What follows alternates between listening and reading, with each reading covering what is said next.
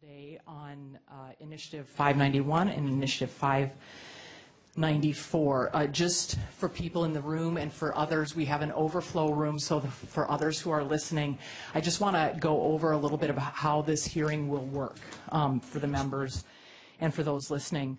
We will have an hour and 45 minutes of testimony on these two initiatives. The proponents and the opponents of the initiatives have each been allotted 15 minutes to provide testimony to the committee. They've chosen the people who will be on their panels to testify for the 15-minute time periods. After that, we'll alternate between panels of pro and con testimony until 3:15, when the hearing will be closed. I'll start off by asking individuals to limit their testimony to 1.5 minutes each. And I may have to shorten that more as we try to get more people in to testify. I understand that there is kind of a bit of interest on these two initiatives here today. That's my attempt at light humor, just to be clear. Thank you. Thank you, Representative Rodney. Because we have people who will testify who are in the overflow rooms, which are in the legislative building, when Representative Hansen calls up one panel, he will also announce the following two panels. And I would ask, if your name is called, if you would please start making your way over. There's the first row of the hearing room has been saved for those panels to come and sit in those seats, so we're ready to kind of turn things over and get people up here quickly. So again, if you're in an overflow room and your name has been called, come on over. For those in this room, I do want to remind you all that this is the beginning of a dialogue that we'll be having probably from now at least until November. So I want us to make sure we maintain a dialogue that's civil. We don't allow clapping or outbursts in the hearing room. It also, doing it just shortens the amount of time that we can have people testify.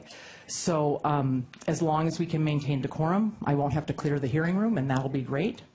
And for members, I just want you to know that we're going to hold questions till the end of every panel. So we'll let the panel speak, and then we'll do questions there. Any questions? With that, then, Representative Hansen is going to call our first panel. Let's begin with Mark Kelly, Gabrielle Giffords, Cheryl Stumbo, and Bishop Elizondo.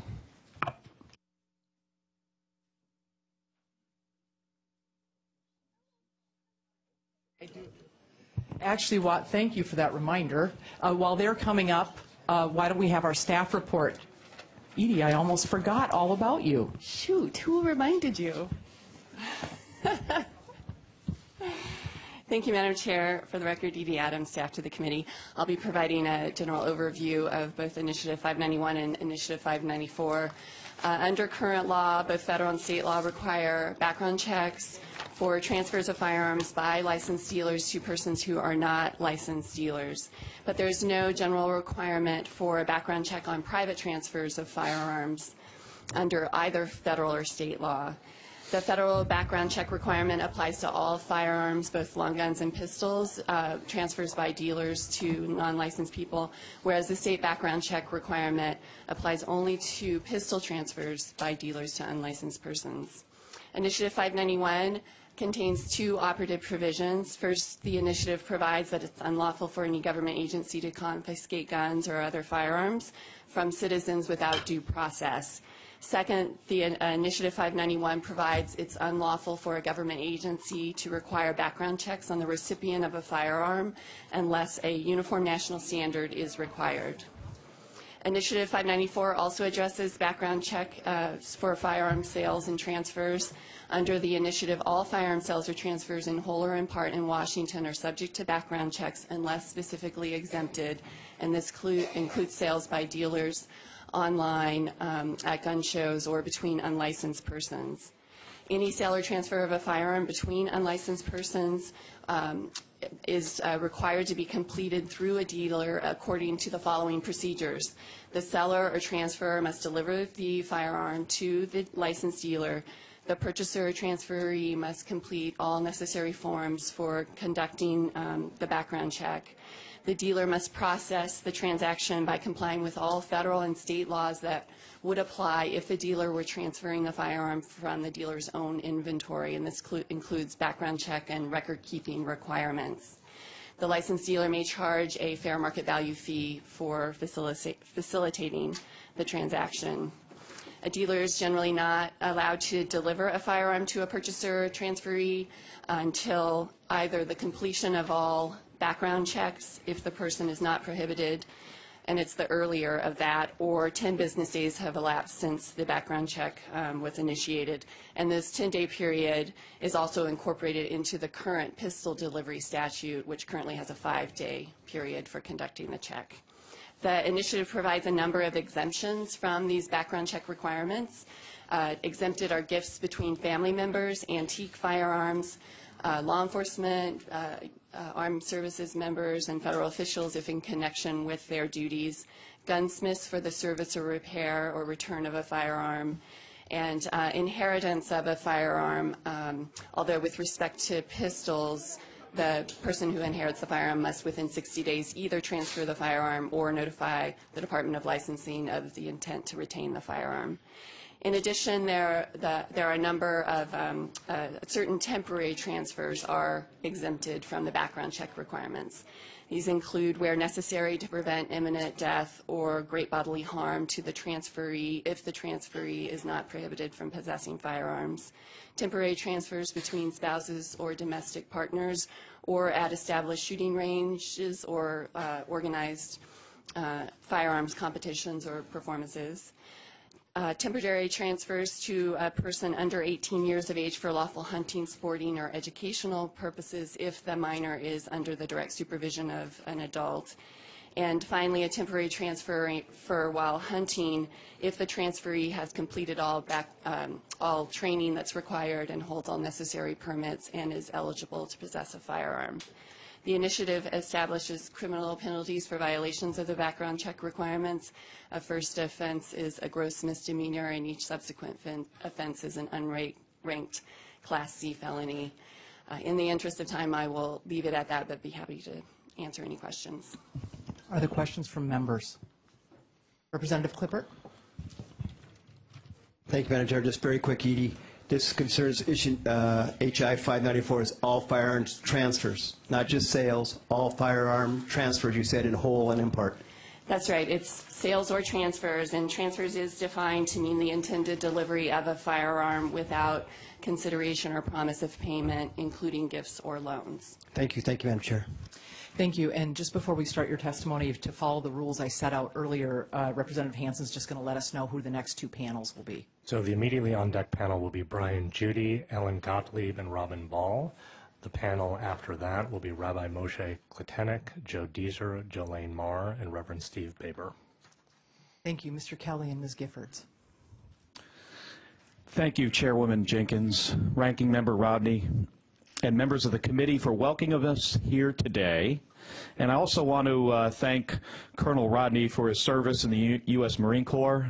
Being a Navy guy for 25 years, I really appreciate U.S. Marines. And I also want to thank the folks in the overflow room, the other building. I know a lot of them wanted to be in the room here today, but you know, Gabby and I certainly appreciate them coming out and their attendance today. And we're also honored to share our perspective on this important debate.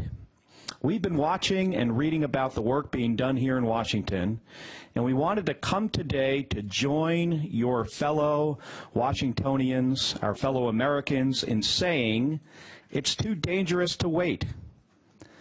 Arizona and Washington State share a lot.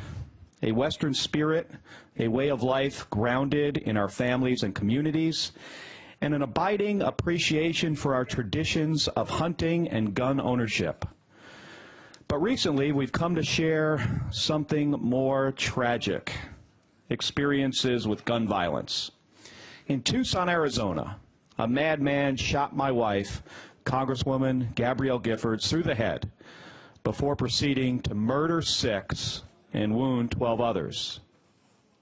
Here in Washington, you've seen mass shooting after mass shooting after mass shooting. Federal Way in 2013, Cafe Racer in 2012, the Seattle Jewish Federation in 2009, and also the Lakewood police officer shooting in 2009. The people of Washington State have responded. 79% say they support expanding background checks on gun purchases. And 345,000 Washingtonians signed their name to Initiative 594, the expanded criminal background checks petition. But let's pause and remember who is not among the 79% of your constituents who want stronger gun laws, and who is not among the 345,000 petition signatories. There were 5,692 Washingtonians killed with a gun from 2001 to 2010. That's more people than the number of American soldiers killed in action in the wars in Iraq and Afghanistan. In 2010 alone, 93 people were murdered with guns right here in Washington. They no longer have a voice. Too often, gun safety and gun rights are pitted against each other. But the truth is this: the thing we can do to promote responsible gun ownership and protect our Second Amendment rights is the very same thing that will do the most to reduce gun violence. And that's keeping guns out of the hands of people who shouldn't have them by providing background checks for most gun purchases. Take it from two gun owners. Gabby's a gun owner, and I'm a gun owner. We have our firearms for the same reasons that millions of Americans just like us have guns: to defend ourselves, to go hunting, target shooting, or just to collect and appreciate firearms for what they are, part of our national heritage. We believe wholly and completely in the Second Amendment, and that extends to all abiding Americans the right to own a firearm for whatever purpose they choose, for law-abiding Americans. We take that right very seriously, and we would never, ever give it up, just like Gabby wouldn't relinquish her gun, and I would never relinquish mine. But rights demand a responsibility, and this right should not extend to criminals. It should not extend to the dangerously mentally ill, and it should not extend to domestic abusers and those who perpetrate violence against women. When dangerous people get guns, we are all vulnerable. At the movies, at church, conducting our everyday business, and time after time at a school, on our campuses, in our children's classrooms. 2014 has just started and has been no different. Since celebrating the new year, America has seen a school shooting every other day. We are all vulnerable, just like Gabby and her constituents were at the Safeway in Tucson. Vulnerable like your neighbors at Cathay Racer. Vulnerable like 4 Lakewood police officers preparing for their shifts in a coffee shop. That's why passing Initiative 594 into law is so important. It will make your family safer by keeping guns out of the hands of criminals, the dangerously mentally ill, and domestic abusers. It's common sense. But the evidence makes the case for background checks as well. Residents of the 14 states that have expanded background checks beyond the federal standard are safer. Compared to the rest of the country, here are the statistics. Gun trafficking in these states is 48% lower. The rate at which women are killed with a gun by an intimate partner is 38% lower, while the rate at which they're killed by other means remains the same. And the gun suicide rate is 49% lower. Now, this law, like any other law, will not be perfect. Law enforcement will not be able to police every single transaction. Some criminals will still get guns. There will still be gun violence. But this law will allow responsible gun owners to make sure their guns don't end up in the hands of criminals. It will give law enforcement a critical tool to fight gun trafficking and gun violence. It will make it more difficult for criminals to get guns. And most importantly, it will save lives. Maybe the life of somebody you know. all without infringing on the Second Amendment rights of law-abiding Washingtonians. As a former resident of this great state, I feel I know a little bit about Washington and its people, and I think I understand why 79% of Washington state residents support expanded background checks. It's because, like Gabby and me, most Washington residents are pro-gun ownership, but they're also anti-gun violence. When I lived on Whidbey Island, I saw firsthand a proud history of sportsmanship and gun ownership. Now you all have a special chance to uphold this tradition of gun ownership and make your communities safer for your families at the same time. As a legislature and as the voting public, you have the opportunity to put aside the divisiveness of special interest politics and enact legislation that the vast majority of the state supports. So please support Initiative 594. I would now like to introduce the woman who reminds me each and every day to deny the acceptance of failure. I'm very lucky to call her my wife and partner, Gabby Giffords.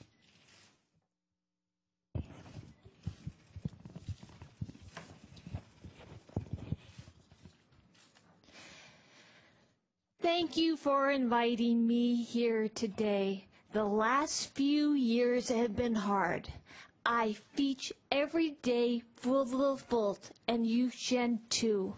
Stopping gun violence takes courage. The courage to do what's right, the courage of new ideas. I've seen great courage when my life was on the line. Now is the time to come together. Be responsible. Democrats, Republicans, everyone. We must never stop fighting. Fight, fight, fight. Be bold, be courageous. The nation is counting on you. Thank you. Thank you, everybody. Thank you, Congresswoman Giffords and Mr. Kelly, very much. The rest of this panel is Cheryl Stumbaugh and Bishop Elizondo. So I call you all up, and then we'll open this for questions following that. I think Mr. Kelly will be.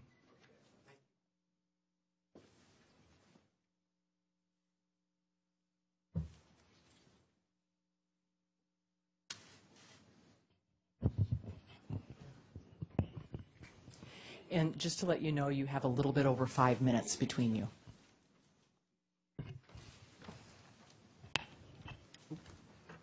Okay. Thank you, members of the committee, and thank you, Representative Giffords and Captain Kelly. My name is Cheryl Stumbaugh, and I'm the sponsor of Initiative 594. Like Gabby, I have a profound personal understanding of why we need to keep dangerous people from acquiring guns. Almost 8 years ago, I was shot and critically wounded when an armed and deeply disturbed man held a gun to the head of my 14-year-old niece, forcing his way into the offices of the Jewish Federation of Greater Seattle. He shot me and 5 of my coworkers, killing one of them. He shot me at point-blank range, and the hollow point bullet expanded as it went through my abdomen, shredding my small and large intestines and my uterus. I endured life-saving trauma surgery, then major lung surgery and a hysterectomy.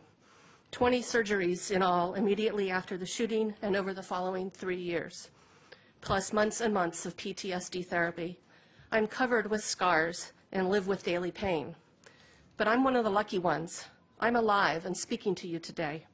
My surgeon told me that if I had been shot in 1996 rather than 2006, I'd never have survived. Thankfully, abdominal trauma surgery techniques evolved over those 10 years, so my life was savable.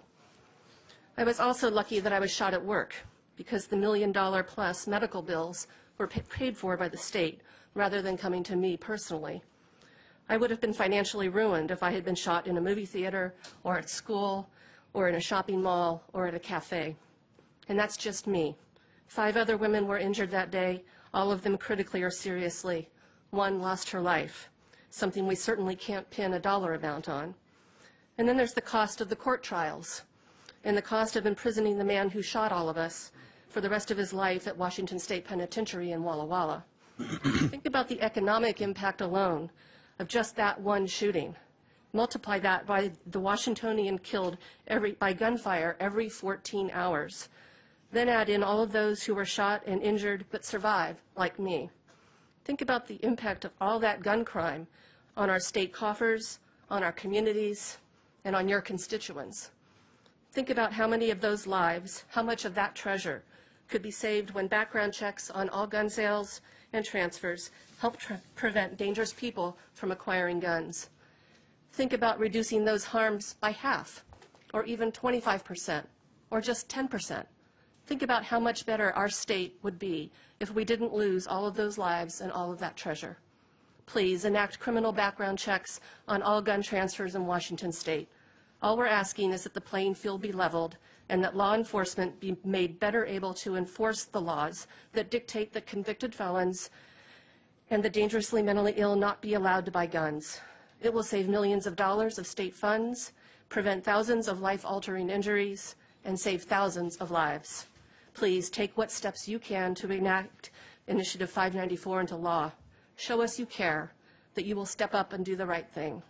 Thank you on behalf of all the victims and survivors of gun violence who couldn't be here to join me today. We are counting on you. Thank you, Bishop. You have a little over a minute.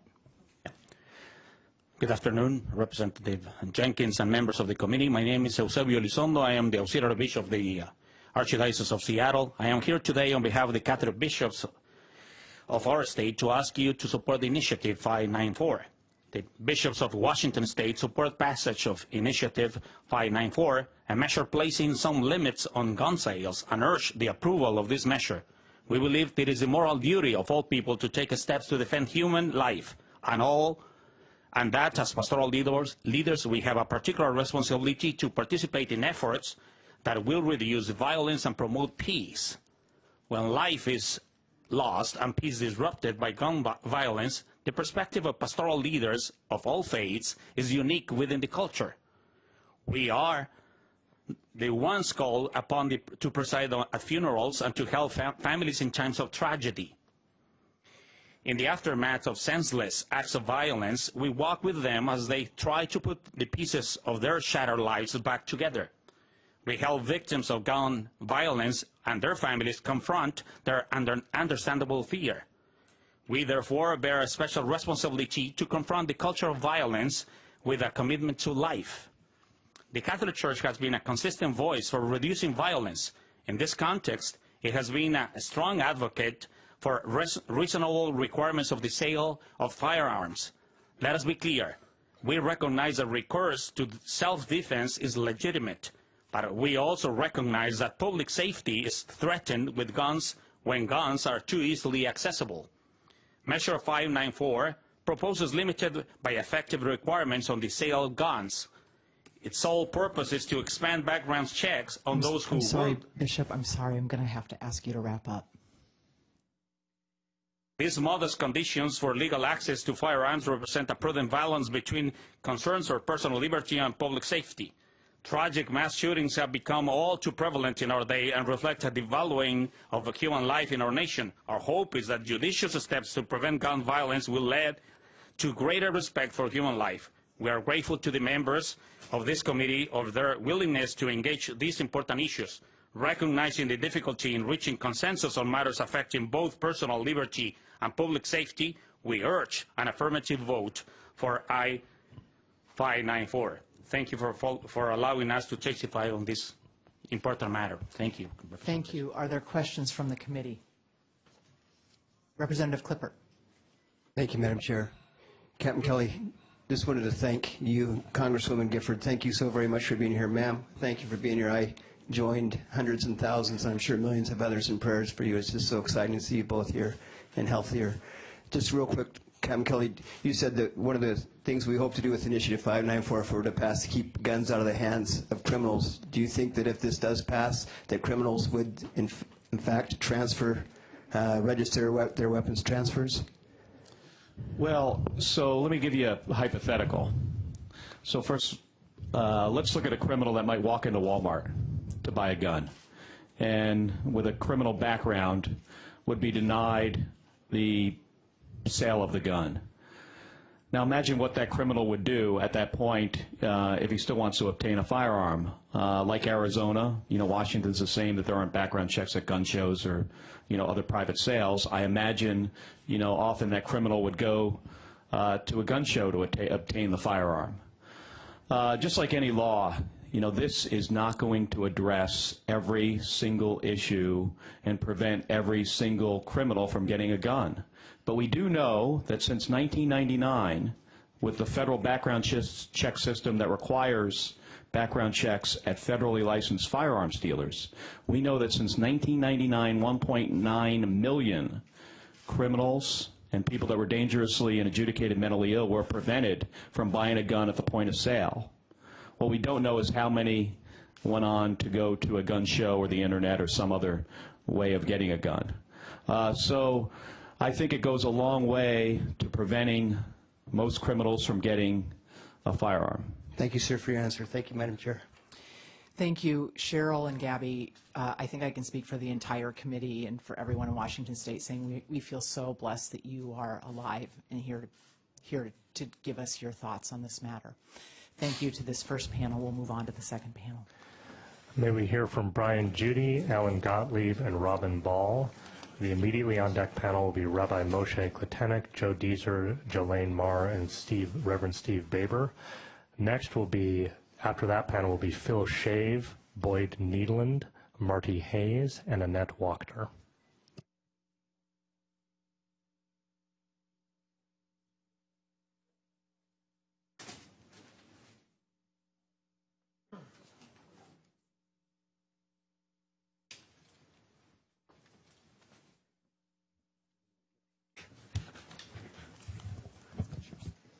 Thank you. Go ahead, and you have 15 minutes between the three of you. Good afternoon, Madam Chair, members of the committee. My name is Brian Judy. I'm the Washington State Liaison for the National Rifle Association, and I'm here today to speak in opposition to Initiative 594, the Universal Handgun Registration Scheme. First of all, let me say that I know I'm speaking on behalf of the 90,000 Washington NRA members I represent when I say that our hearts go out to Gabrielle Giffords and Cheryl Stumbo. May they continue to recover. Nobody should have to experience what they have, unspeakable evil. But along with the empathy I feel for these victims, I feel disappointment that these tragedies will be exploited to push such a far-reaching anti-gun agenda, especially an agenda with no relation to either of these incidents. You see, in both Tucson and Seattle, the shooter purchased his firearm from a licensed dealer after undergoing a background check. Just like in Virginia Tech, Aurora, Colorado, Fort Hood, Texas, each of the mentally deranged individuals went through background checks.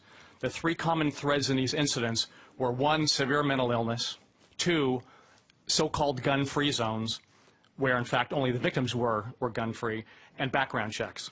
The definition of universal, according to Webster's, is done or experienced by everybody.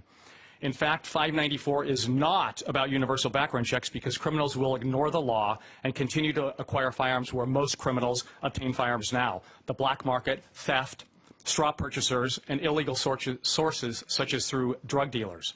In fact, 594 is about universal handgun registration because all law-abiding handgun owners will be registered in the government of state of Washington.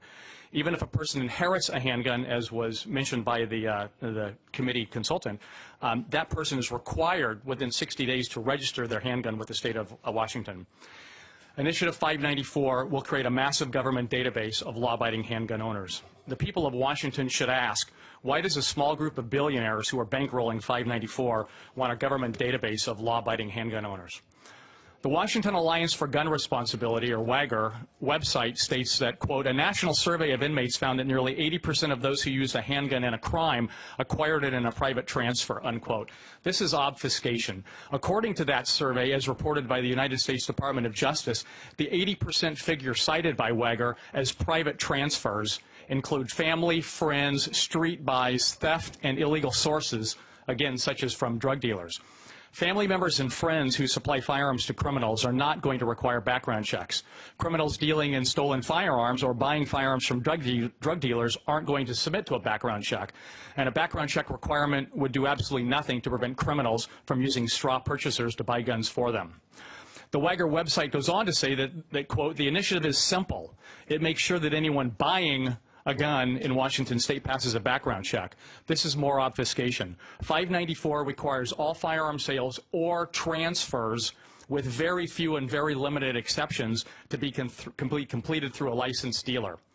Initiative 594 is not simple. It's 18 pages of complicated and extensive regulatory excess. Given the very broad scope of the definition of transfer and the narrow wording of the exemptions, 594 requires virtually any temporary possession of a firearm by a person other than the owner to be processed through a licensed dealer. So in virtually all circumstances, 594 would effectively make it illegal to simply hand someone your gun for any legal use without processing it through a dealer. There's no general loan exemption for family members or friends, even if the loan is in the presence of the firearm owner.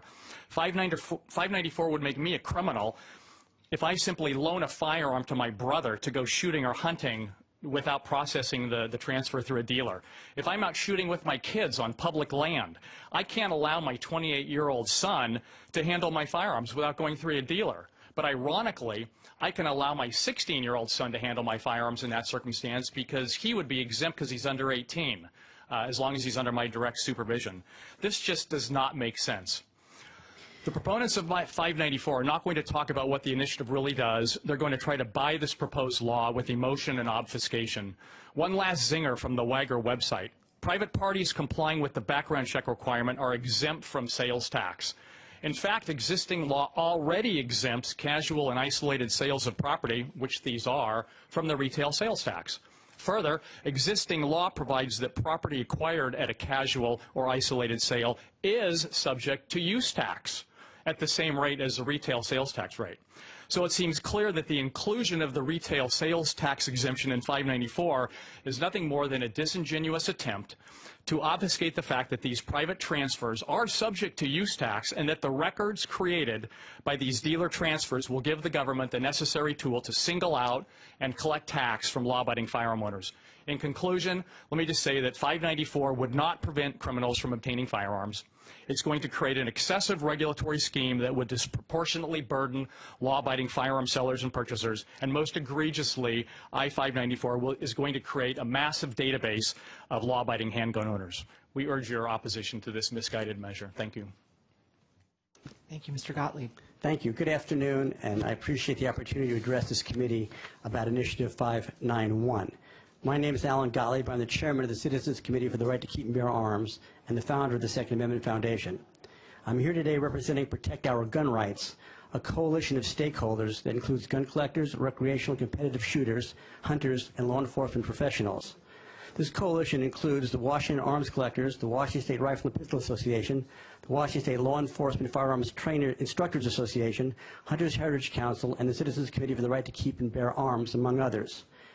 Initiative 591 petitions bearing some 350,000 signatures have been turned into the Secretary of State. I-591 is the common sense background check measure that also prohibits government gun confiscation. Our mission is to assure public safety while protecting the constitutional civil rights of law-abiding gun owners and all citizens. We have seen overwhelming support coming from across the state, from Milwaukee to Ione, Clarkston to Coupeville, Seattle to Spokane, and everywhere from Aberdeen to Zela. Contrary to what you may have heard, read, or even been told, I-591 is not and never has been designed to prevent background checks. Our goal from the outset has been to make sure that any such check conducted in Washington lives up to a uniform national standard.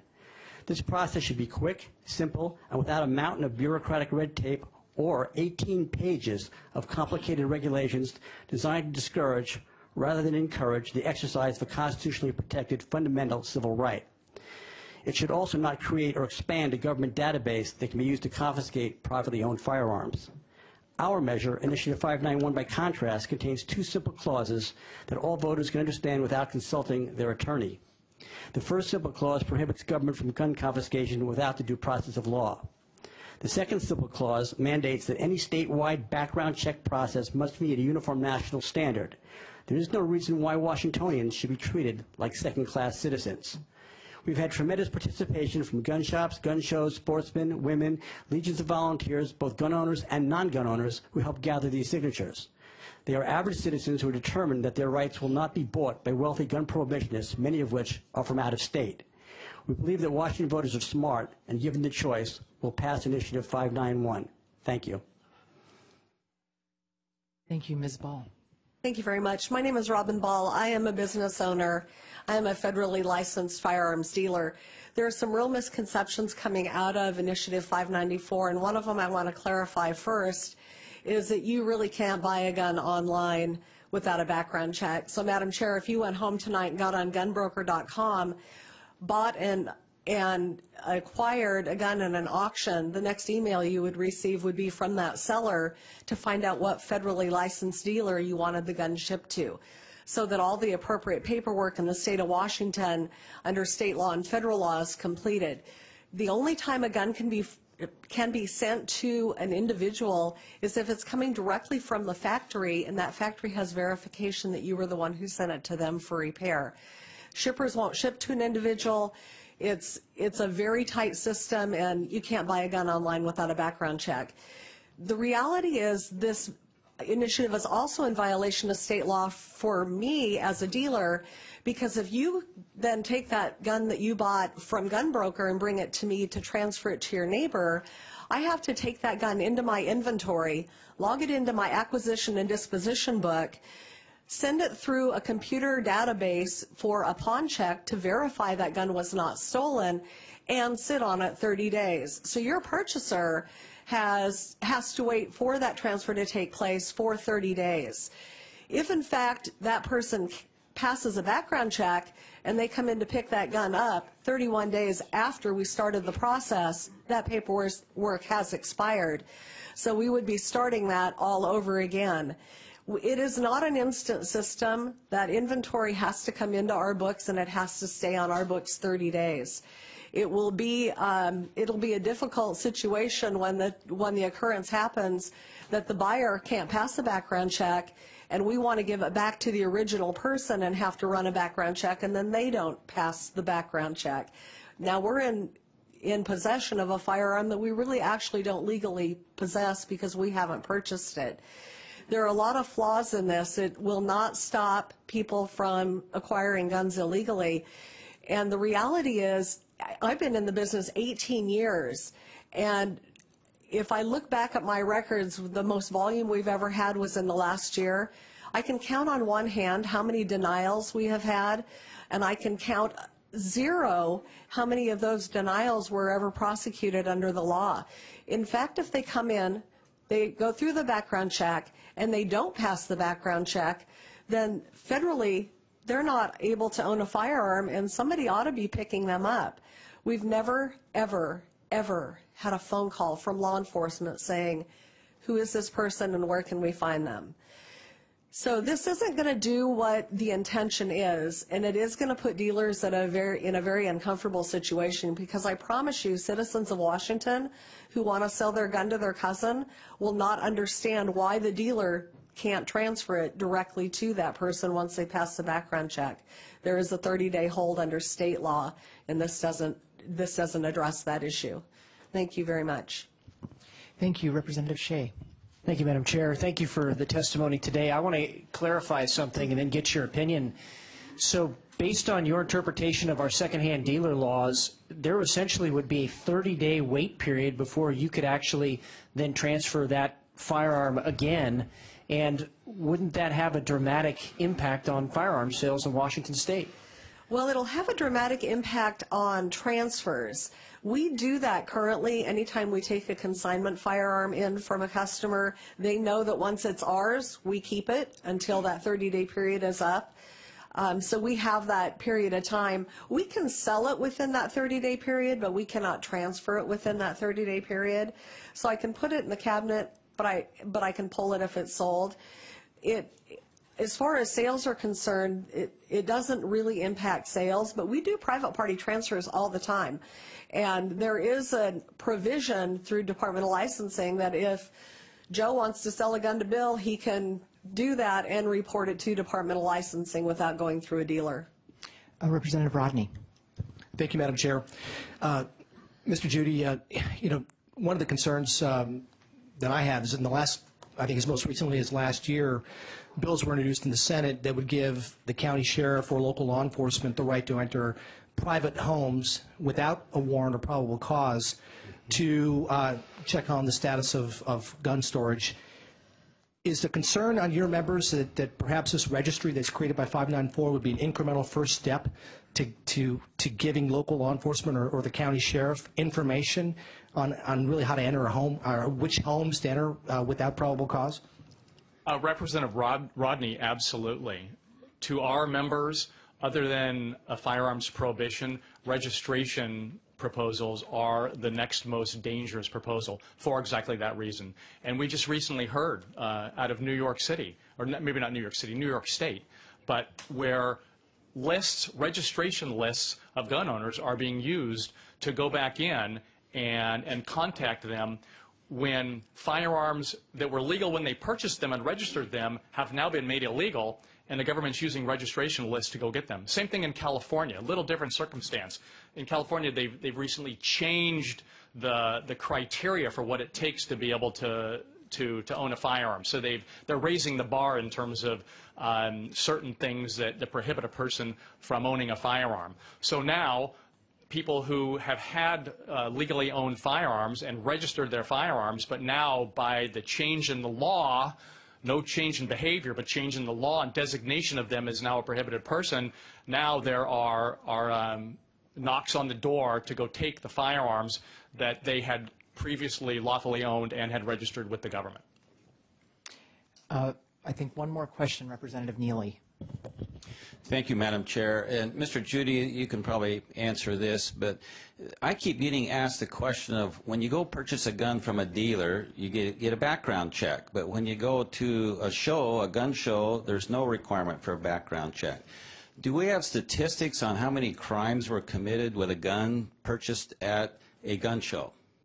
Well, first of all, Representative Neely, we've heard for many, many years right here in this committee about the need to close the gun show loophole, and there is no gun show loophole.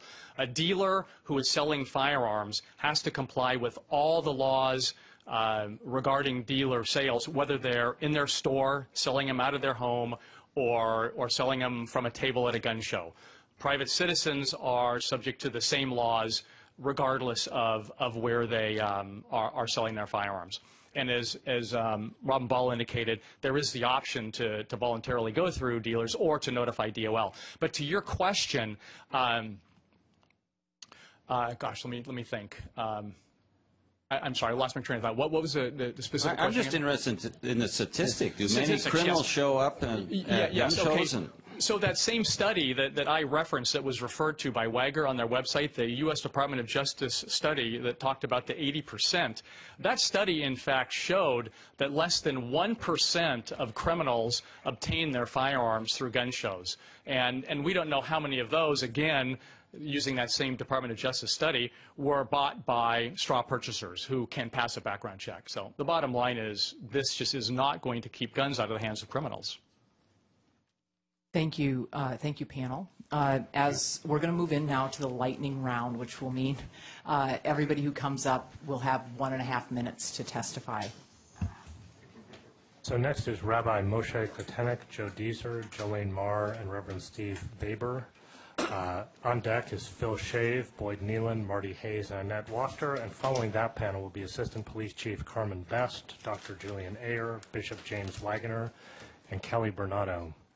And just as you get started, just for folks who don't know how this works, you'll have the green light for the first minute, and then the yellow light will turn on when you have 30 seconds left, and then when the dreaded red light turns on, you should stop. I also want to remind folks that because we are hearing both of these initiatives together, you can speak to either or both if you wish.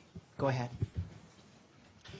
Hi, I'm Rabbi Moshe Kletenik of the VOD Rabbis of Seattle. I'm also past national president of the Rabbinical Council of America, and thank you for the opportunity to address this important issue. Judaism teaches of the intrinsic value of human life. The Talmud teaches us that if one saves a single life, they are credited as if they have saved the entire world. And to save a life overrides severe prohibitions such as, in Jewish law, fasting on Yom Kippur. In Vayikra, In the Torah, in Leviticus 19:16, we are taught, do not stand idly by as your fellow's blood is being spilled. And the Talmud interprets this as an imperative to do everything within our capabilities and our resources to protect others' lives. In Deuteronomy 21, the Bible describes a process of what occurs when a victim of homicide is found and the perpetrator is not apprehended. The elders or the leaders of the city closest to that crime make an extraordinary declaration. Our hands have not shed this blood, and our eyes have not seen. And the Talmud says, do we truly believe that these righteous leaders are murderers? And the Talmud says that they are declaring, we have done everything within our power to protect human life, to protect the citizens of our city and those who visit it. I appeal to you to support Initiative 594. Background checks will help keep guns out of criminals. And I just want to say, you are the leaders of our state, and if you support this, if there is, unfortunately, God forbid, another homicide, you will be able to declare our hands are clean in terms of the sacred duty to protect human life. Thank you. Go ahead. Hello, thank you for the opportunity to speak. My name is Joe Deezer. I'm a lifetime NRA member. I'm a gun store owner. I am an avid sportsman. I'm a competitive shooter, and I'm a firm believer in background checks. I live in the state of California, where we have a mandatory requirement for background checks. I background check everyone prior to shooting at our club. I've also found that in selling guns, we have a lot more denials than what I've heard other people say here today. Hard denial being you are not allowed legally to own a gun because you're a felon, domestic abuser, etc. The background check process is not perfect. It doesn't work for everything, but it will save lives. And if you can save one life, it's worth the attempt. 90 seconds of your day is nothing compared to the stories that you hear from all the people that have lost somebody. To us, it's just a second nature, and like I said, I think it's a very important part of the puzzle. Thank you. Thank you. Go ahead, sir. Hey, my name is Reverend Steve Baber, and I want to thank the committee and members here for having this hearing on 594 for background checks, and I think it's the start of a more reasoned understanding and approach that is needed to check on this unchecked proliferations of guns in the state of Washington and here in America. Expanded background checks, limits on assault weapons and rifles and high-capacity magazines, that needs to become a reality.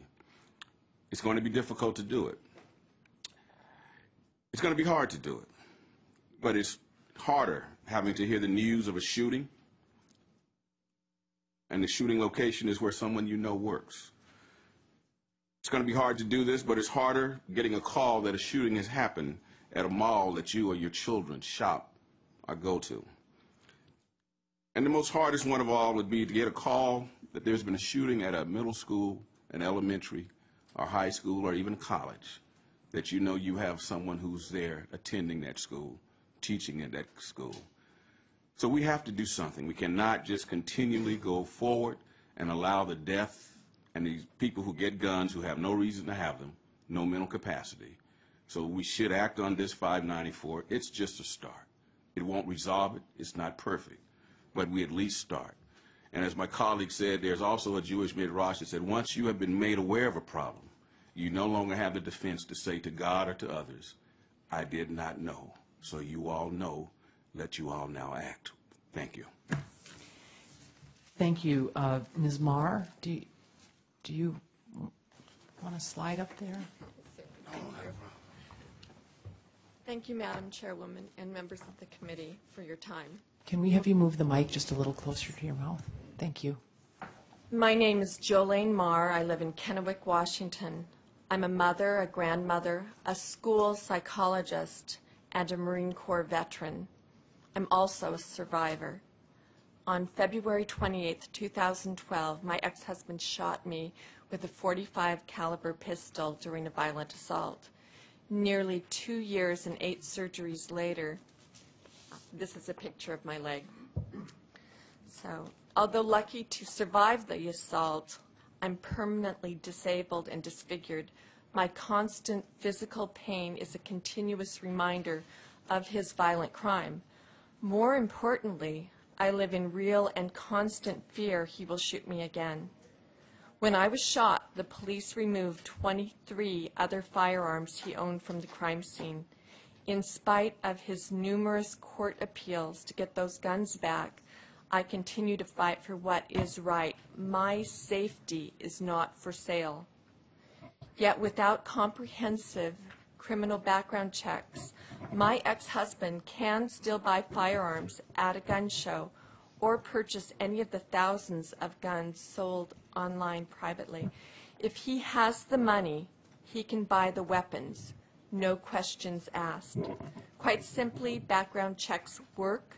In states that have comprehensive criminal background checks for private sales, 38% fewer women are shot to death by intimate partners. Initiative 594 would help protect people like me, like you, like your loved ones, from violent criminals and disturbed individuals. Please do the right thing and support Initiative 594. Thank you. Thank you. Are there questions for this panel?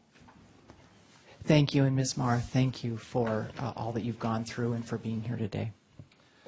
Next, let's hear from Phil Shave, Boyd Nealon, Marty Hayes, and Annette Wachter. The on-deck panel is Assistant Police Chief Carmen Best, Dr. Julian Ayer, Bishop James Wagner, and Kelly Bernardo. Following that panel, we will hear from Ed Owens, Kyle Hurley, Bailey Peters, and Joe Waldron.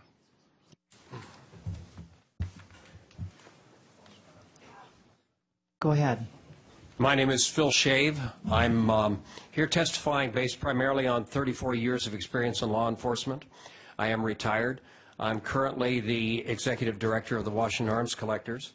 My 34 years of experience includes 4 years at our State Attorney General's office, over 18 years at the Criminal Justice Training Commission, where I trained law enforcement officers and managed all of the advanced training programs for them. And my last 9 years as the Chief of Law Enforcement at Washington State Parks, where I administered law enforcement activities for 280 commissioned officers. From the testimony today, it is clear that we share an interest in the control of violence. And I hear testimony with which I agree. Unfortunately, I-594 is a proposed law which I believe will do much more harm than good. It is overly broad.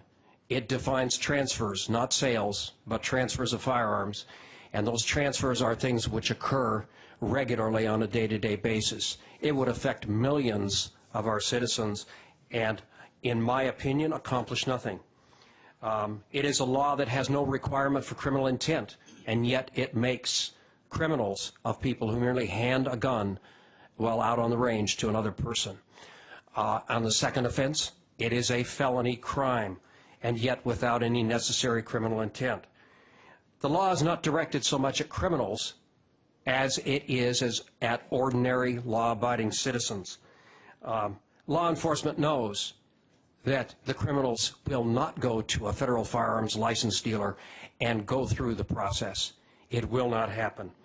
Law enforcement does not have the resources to either process the millions of applications or to proceed then to enforce a law that ropes this many people into the criminal justice system. Could you please wrap up, sir? Yes. Dealer denials to purchase, as has already been pointed out, do not result in enforcement action, and they will not do so under this particular law. Thank you. Go ahead. Hi, I'm Boyd Nealon. I've been a certified firearms instructor for slightly more than 10 years, a trainer of other instructors for a little bit less.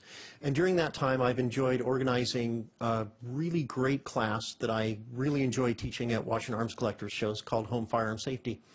It's very short, it's only 4 hours, and we just teach people safety rules, how firearms work, how ammunition works, and then we have them show us how to unload a firearm. I like that more than some of the more detailed classes I teach, because I see people who've never touched a firearm, who are maybe even intimidated by firearm, leave my class with a confidence in safety and responsibility that they didn't have coming in. All of those classes under I-594 would simply not be possible because Arms Collectors doesn't have an authorized range. That class is not typically taught at authorized ranges, and that's the exception that allows classes under I594's requirement for transfer checks.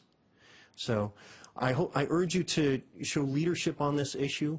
Please don't just pass it to the people, but urge people to work against the passage of this law, because it's not an issue of helping responsibility and safety. It's actually damaging that. Thanks for your time. Thank you. Mr. Hayes.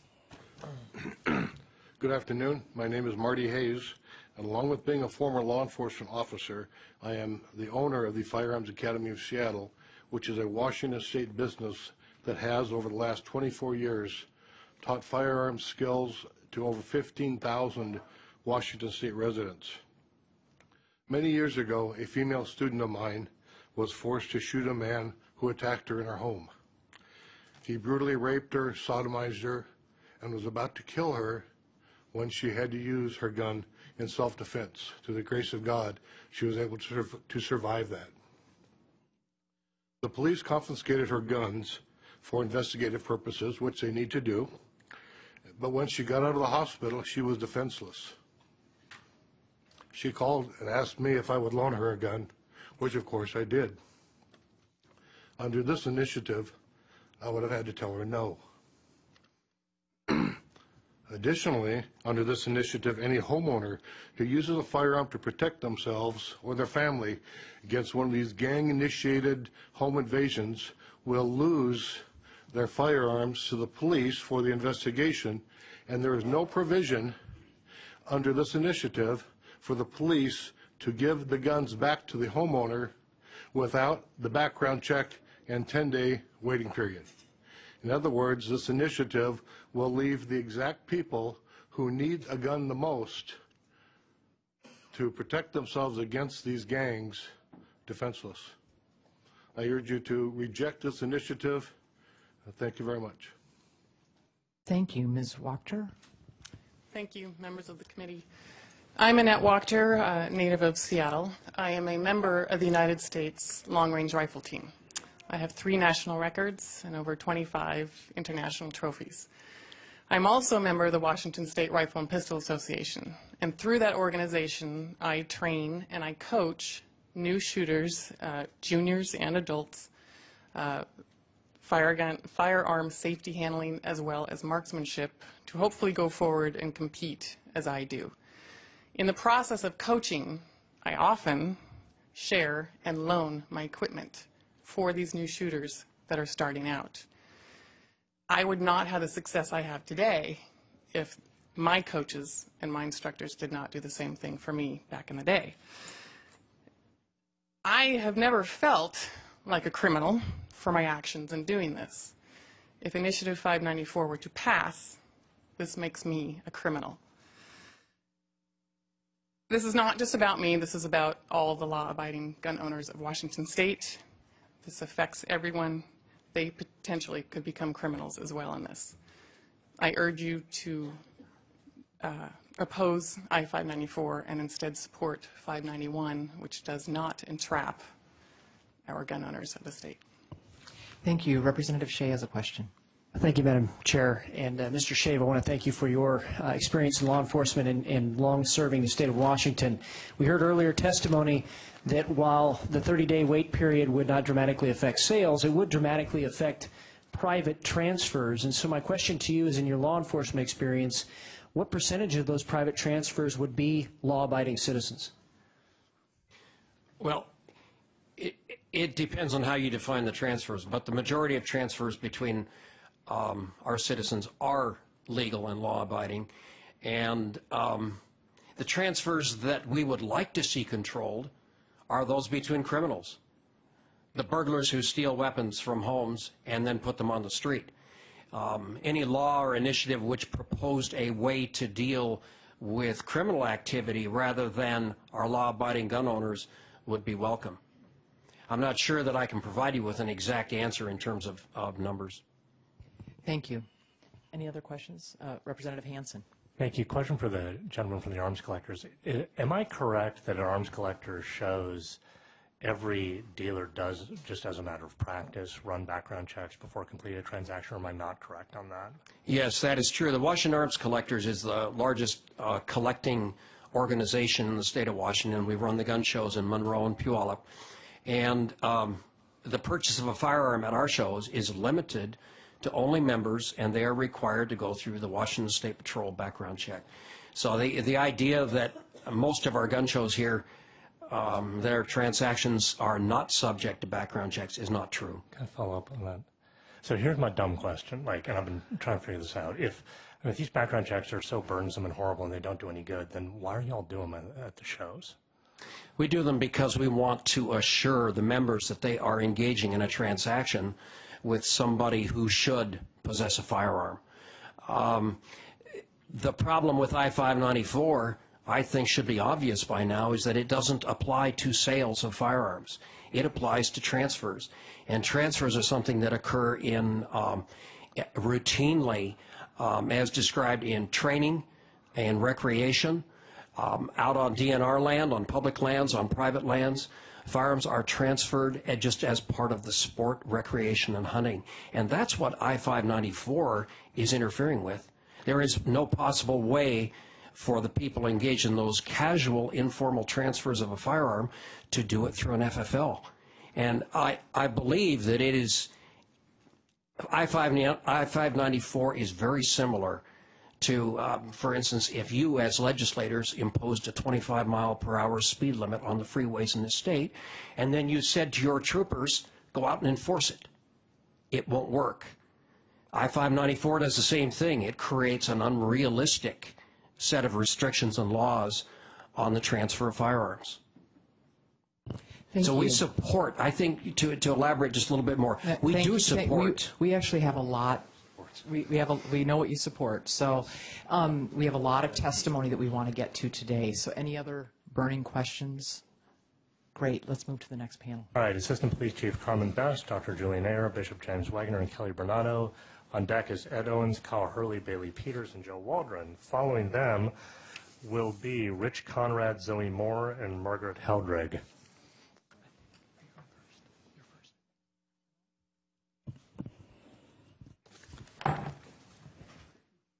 Great. Go ahead, Chief Best. Good afternoon, Madam Chairman, Jenkins, and committee members. Thank you for allowing me to be here today to talk on behalf of the Seattle Police Department about Initiative 594. We know states that conduct their own background checks can search records and databases in addition to those required by federal law. State databases typically include information that is unavailable to the FBI, such as outstanding felony warrants, domestic violence, restraining orders, mental health records, and final disposition records. Currently, in the Seattle Police Department, we have access to mental health information related only to involuntary commitments of folks and to court orders where a person has been required by a judge not to have access to a firearm. In the last 2 years alone, the Seattle Police Department has contacted over 10,000 individuals who have mental illness issues or mental health issues. Of those that are taken in for screening, an estimated 1% to 2% are committed involuntarily. That means that 98 to 99% of individuals with mental health issues will not be detected in the current system. We believe that expanded access to state databases under this initiative will assist in the prevention of gun sales to individuals with a history of mental health issues. While we understand changes to the law may not prevent people from acquiring a gun illegally, we can still take steps to ensure our system is not facilitating the sale of handguns to people with mental illness problems. Thank you. Chief Best, could you just introduce, I think you didn't introduce yourself for the record, so can we ask you to do that? My name is Carmen Best. I'm the Assistant Chief in Seattle Police Department. I head the Criminal Investigations Bureau. Thank you. Dr. Ayers. Good afternoon. Thanks for the opportunity to testify. My name is Julian Ayer. I'm a pediatrician from Tacoma and father of 3. We're hearing lots of important viewpoints today. I'd like to focus my time on the perspective of what's best for Washington State children. Gun injury and deaths are a major public health concern in Washington. A child or teenager is killed by a gun every 8 to 9 days in Washington State. And for each gun death, as we all know, there are more gun injuries. Each of these events has major costs, as we've heard and know, mentally, physically, financially, and I see these effects in my office. These aren't just statistics like others we're meeting today. These are real people. Amina Bowman is another example. She was 8 years old when a bullet ripped through her gut, narrowly missing her spine and aorta while she was sitting in her elementary school classroom in Bremerton in March of 2012. She was at Harborview for 41 days and underwent 5 surgeries before she was able to go home. The 9-year-old classmate got the gun that went off in his backpack while visiting the home of his mother and her boyfriend, both of whom were prohibited gun buyers, yet could have purchased the gun that nearly killed Amina at many gun shows in our state or over the internet. As a pediatrician, most of my job is preventive, whether through vaccines, counseling about diet, seatbelt use, the list goes on. With a thoughtful public health approach, we can decrease the number of gun deaths and injuries in the same way we have successfully improved automobile safety and reduced tobacco use. Initiative 594 is a critical and effective preventive step to protect children like Amina, and passing it is the right thing to do for Washington State's kids. Thank you, Bishop Wagner. Thank you. I very much appreciate the opportunity to offer testimony today. My name is James Wagner, and I serve as the Bishop of the Episcopal Diocese of Spokane.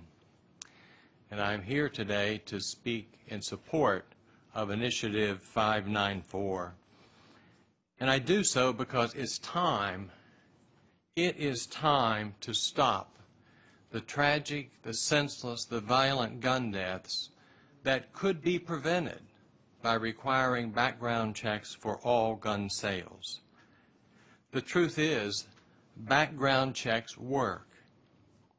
They save lives, and they can be done without extraordinary measures. We know that they save lives. Captain Kelly earlier offered statistics that in 14 states and Washington, D.C., where background checks are required for private handgun sales, the statistics are astounding. Gun trafficking 48% lower. Gun suicide rate 49% lower. These are real numbers about real lives. Initiative 594 is not a radical step. It is not about taking away anyone's guns or firearms. It is a reasonable and timely call to community responsibility. Can I ask you to wrap up? I come from a faith tradition that says all human life is sacred. This initiative will save lives, and if it saves only one life, is it not worth it? Thank you, Bishop. Ms. Bernardo. Hi, thank you for the opportunity to speak with you today. My name is Kelly Bernardo, and I live in Issaquah, Washington. There with my husband, who's a retired naval flight officer. I'm a former law enforcement officer in the state of Washington, and I'm a current ER nurse. My husband and I are gun owners. We enjoy target shooting and the marksmanship. We appreciate the competitiveness of that. My husband's also a hunter, and I am a member of Moms Demand Action for Gun Sense in America. On Saturday, September 24th, 2011, in Issaquah, Washington, my son, my oldest son, was inadvertently caught up in a situation of an active shooter in the town of Issaquah. My husband had dropped him off for his play rehearsal, and my son was walking across the parking lot of his high school when the police, there with guns, told him to drop his things and lay down in the parking lot, which he did. My husband, after he dropped him off, was driving through the town and noticed the huge police presence in the air, in helicopters, and all over the place. We got an email. This was all happening simultaneously. We got an email from the director of the play, and she said, rehearsal is canceled. Don't come. There's a shooter. We are in lockdown. She gave a list of the names of the kids that were in lockdown with her, and our son was not on that list. We ran through the town at each police barricade we came to, begging them to let us through so we could try to find him. He wasn't answering his phone. He knew instinctively that reaching into his pocket when he was on the ground with police officers around him was probably not a good idea. The Issaquah police shot and killed that man who had the gun. He had 952 rounds of ammunition on him and 2 guns. More were in his car. When I asked him later, did you know what was going on? He said he figured it was a shooter. I think that's sad in this country. While gathering signatures from my colleagues in the ER, from the doctors and nurses I work with, they were surprised that universal background checks was not already the law. And they would say, this is basic, this is common sense, this is a no-brainer. Please vote yes on I594. We need background checks on all gun sales. I am asking you both as a mother and as a gun owner to be courageous and do the responsible thing by supporting I594. Thank you. Thank you. Are there questions for this panel? Thank you. Representative Clippert. Thank you, Madam Chair. Chief Best, I too am a law enforcement officer with over 20 years of law enforcement experience in Eastern and Western Washington. So you're telling me that if you believe that if Initiative 594 were to pass, that would prevent criminals would in fact register their gun transfers, and so would the mentally ill? That is not what I'm saying. I'm saying that the ability to be able to see if people have a mental history would be helpful to us. We contact over 10,000 people with mental crisis, and these are people that officers have taken reports on, where officers have responded, the person is in mental crisis, and the officer wrote a report and sent it to our crisis intervention team for review. So we want the ability to help stop those folks from having handguns in their possession because they're a danger to themselves and a danger to others. Thank you for your answer. Thank you, Madam Chair. Thank you. Thank you to the panel, and we're glad that your son is okay. Next, let's hear from Ed Owens, Kyle Hurley, Bailey Peters, and Joe Waldron. Immediately on deck will be Rich Conrad, Zoe Moore, and Margaret Heldred, followed by James Williams, William Leiter, and Baron Barnett.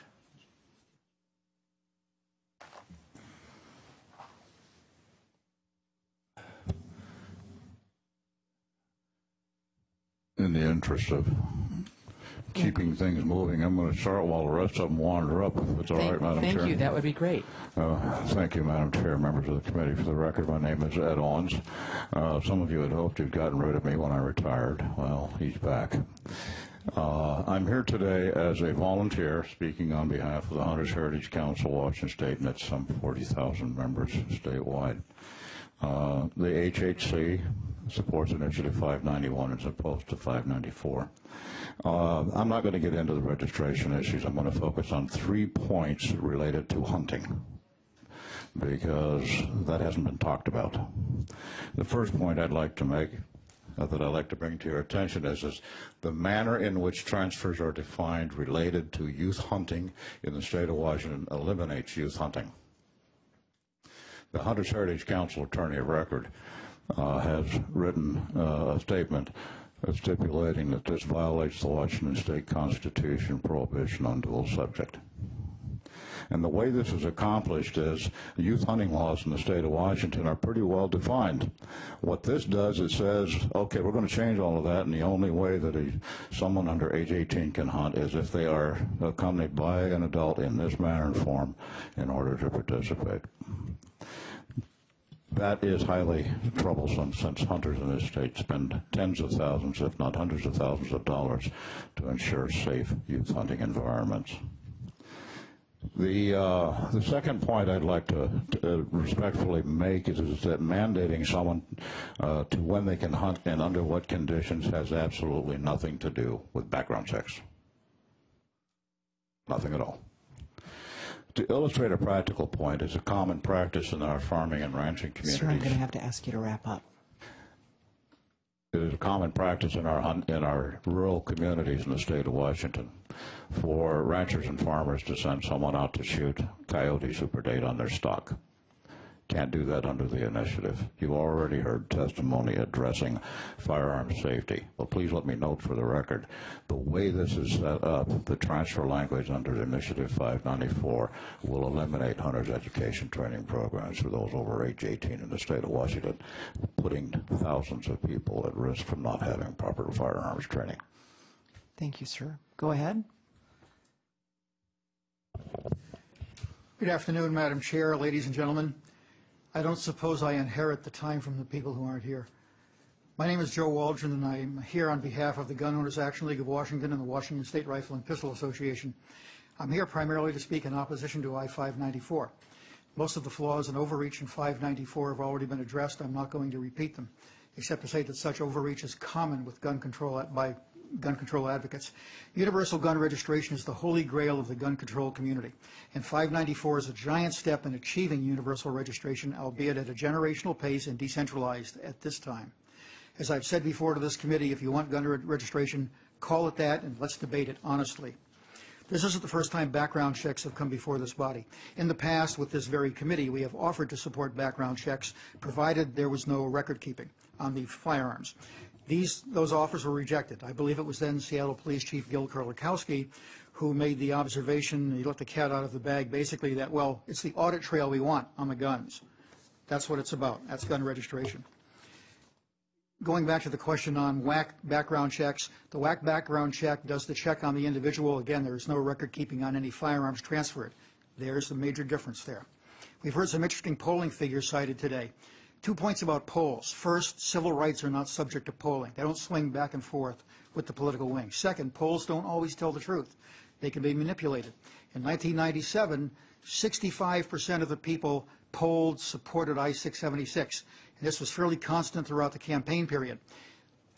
The only poll that counts is the one on Election Day, and on Election Day the numbers came out to be 71% against the initiative. So I wouldn't be too impressed by polls if I were you. That's all I have. Thank you. Thank you, sir. Can I just ask if Kyle Hurley or Bailey Peters are here?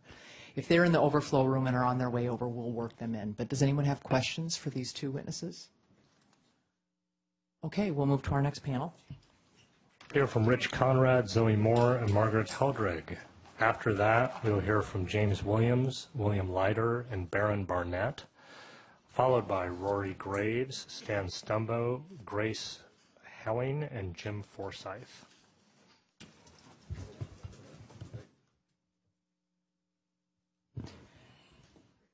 Go ahead, introduce yourself and start. Good afternoon. Thank you, Madam Chair, members of the committee. My name is Rich Conrad. I'm a recently retired city manager in the state of Washington. And after 35 years in local government management, and prior to that, both a bachelor's and master's degree in political science and government, I guess I'd like to think of myself as being a bit of a student of government. One consistent principle that I have learned through my career is this: a fundamental role of government at all levels is to keep our citizens safe. That's been true for thousands of years through monarchies, empires, and republics. We've got armies, we've got navies, we've got police departments, we have traffic laws, we issue permits, we issue licenses, all with the goal of keeping our citizens safe. So it is clearly within a representative democracy, it's clearly responsibility of state government to keep our citizens safe.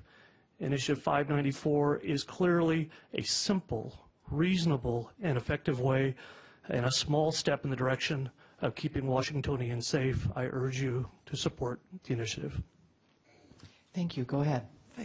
Thank you, Madam Chair. My name is Dr. Margaret Heldring, and I am the president of an organization called Grandmothers Against Gun Violence. I am also a clinical psychologist with a long background in studying mental health issues and family violence. Grandmothers Against Gun Violence was formed just about a year ago after the tragedy at Sandy Hook Elementary School. We are now over 300 grandmothers from all around Washington state, including some grandfathers. Many of us thought we were in retirement. We thought we were on the home stretch, but some issues are so compelling that you have to get up out of your rocking chair and back out into the public square. We strongly support Initiative 594 and ask your committee to do the same. We are deeply moved when we hear statistics such as are going to be coming out of Yale University this week, that every day 20 children are admitted, inpatient admissions, because of firearm-related injuries. We are aware that the mental health issues are extremely complicated around this issue.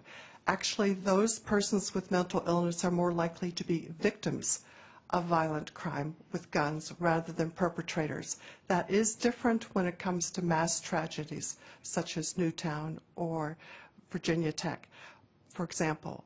But As grandmothers, we are dedicated to leaving the safest world we possibly can behind us for our children, our grandchildren, and for theirs. We appreciate your efforts and hope you will support this. Thank you. Thank you. Any questions for this panel? And could I just ask if Zoe Moore is here for that panel?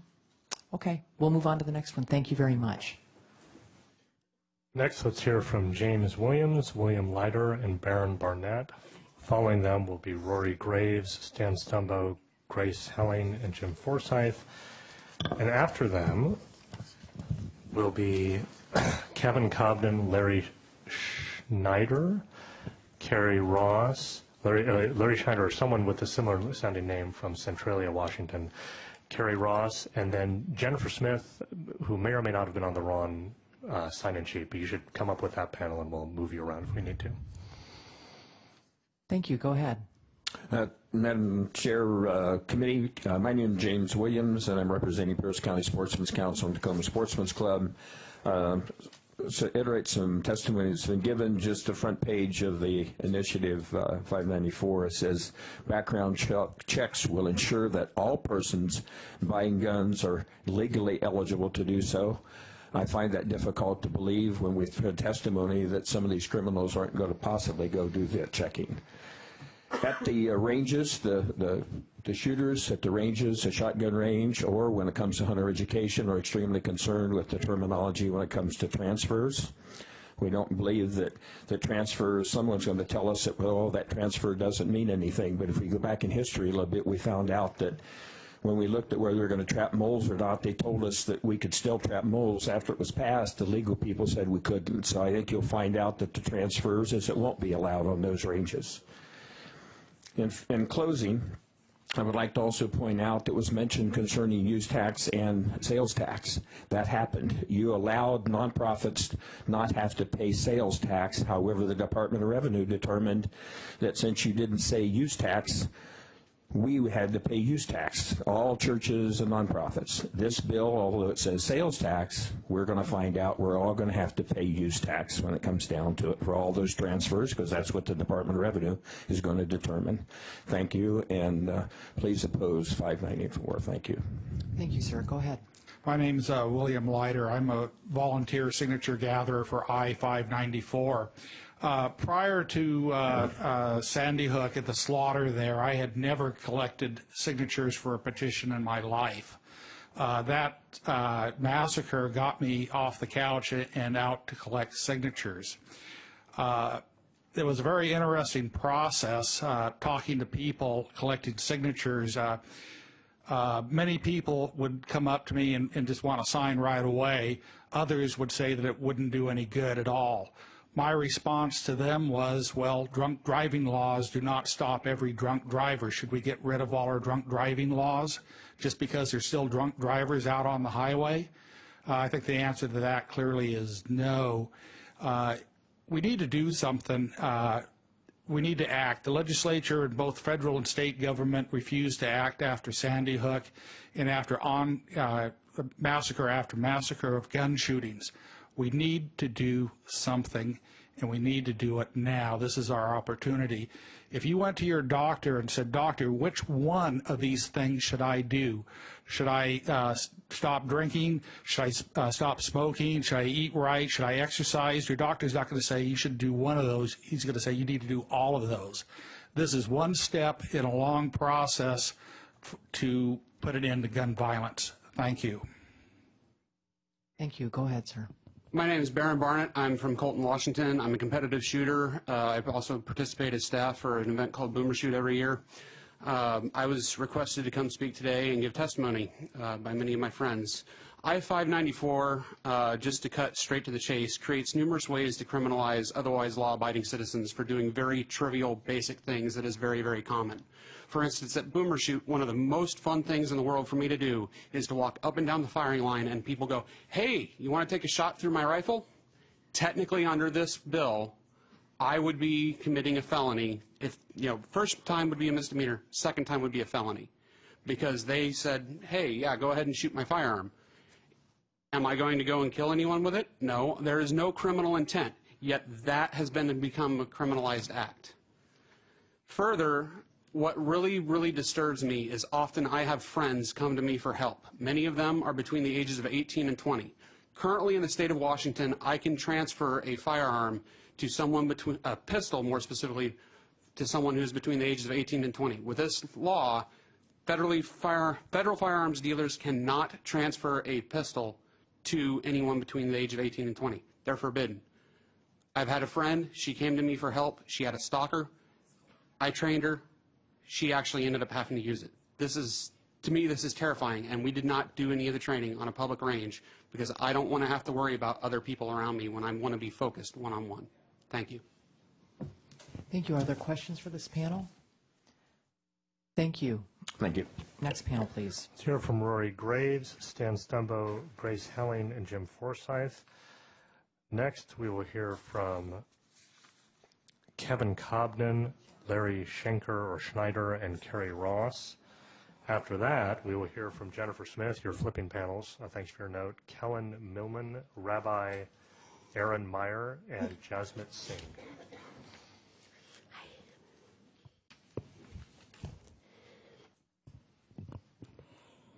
Go ahead. Hi, my name is Rory Graves. I'm from Bothell, Washington. I know how gun violence can affect families. As a young mother to an infant, a toddler, and a preschooler, I'd hoped that I could turn to my mother for support as I navigated the challenges of parenting. Instead, I found myself crying at her bedside while she fought for her life after sustaining a gunshot wound that festered into a septic MRSA infection. Her husband of over 2 decades had violently shot her. I know what it's like to live in fear. As I took care of my mother during the year after her injury, I worried that her husband would show up at my door with a gun and a vendetta. I worried for not only the life of my mother, but the safety of my family. I felt victimized all over again, knowing that the man who shot my mother was no longer in jail and could easily purchase a gun at a gun show or from a private seller without a background check. The injustice of having my loved one shot and the ensuing pain that followed will always haunt me. But the injustice that I feel, knowing that I live in a place that doesn't even take the most simple measures to keep guns out of the hands of criminals, is something I will forever raise my voice against.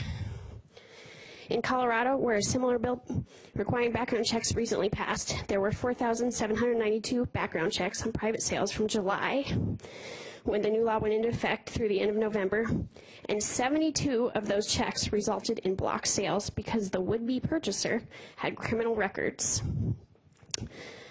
Background checks just make common sense, and I urge you to support I594. Thank you. Thank you. Go ahead. Madam Chairman, members of the committee, Judiciary Committee, my name is Stan Stumbo. I'm the father of Cheryl Stumbo, who's the official citizen sponsor of I-594, who was a shooting victim at the Jewish Federation in 2006. I'm the grandfather of the 14-year-old girl who was abducted at gunpoint by that same shooter. Personally, I'm a retired U.S. Navy commander, and during my service I was certified as an expert in both rifle and pistol, and I'm a responsible gun owner. After 60 years, I am now a former member of the NRA. I dropped my membership when I couldn't influence the current policies of the NRA that no longer supported universal background checks. They did at one time. Johns Hopkins Center for Gun Policy and Research reports that 89% of those surveyed and 75% of NRA rank and file membership support background checks for firearms purchases. I am one of those supporters. I earnestly believe that consistently and universally applied background check requirements are essential. The ability of felons, mentally ill, and others prohibited from owning firearms to circumvent these requirements creates a serious and ongoing risk to public safety. It also adversely affects the reputation of responsible gun owners who would be less than responsible if we did not call for this legislation. I urge passage into the law of the text of Initiative 594. Thank you. Thank you, sir. Go ahead, whichever one of you wants to go next. Chair Jenkins and members of the committee, My name is Jim Forsyth. I'm a husband, parent, brother, and a concerned citizen living on Whidbey Island, and I'm here to urge your support for I-594. My brother, Steve Forsyth, was one of 3 people murdered at the Clackamas Town Center Mall shooting in December of 2012. He was killed by a 22-year-old man armed with an AR-15. It's a tragically personal experience that made news across the country. That is until 3 days later when 26 people, including 20 first graders, were murdered in Newton, Connecticut. There are no words to explain what it's like to see your brother's face in USA Today, famous because he was murdered. There's no way to describe how heart-wrenching it is to watch your nephew face life without his best friend and his dad. Every time I hear of another public shooting, my heart is broken all over again, because I know the devastation that those families are going through. That's why I'm here today, because we can do something right now to help. We can do something to stop guns from getting into the wrong hands. Comprehensive criminal background checks will save lives, period. 80% of Washingtonians support these background checks, and I'm speaking on their behalf. I don't have the money that corporate gun lobby has to influence votes, but I have the memory of my brother. Steve was a great man who had done so much and had so much more to do, and I'm here for him. Statistics don't matter when it happens to you, and I hope that none of you ever feel what it's like to lose a loved one to gun violence. Thank you. Thank you, Jim. Grace.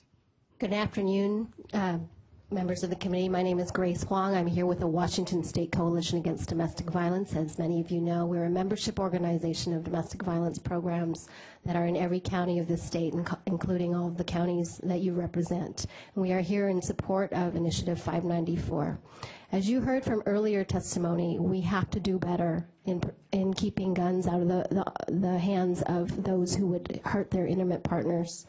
We know that from our Fatality Review Project at the State Coalition that firearms are the leading cause of domestic violence fatality in this state. And we've looked at several domestic violence homicides over the years, dozens and dozens of them, and under the federal law, because people are prohibited from having a firearm or purchasing a firearm if they've been convicted of a domestic violence offense or if they have a protection order against them, that there are not enough systems to keep firearms out of those hands.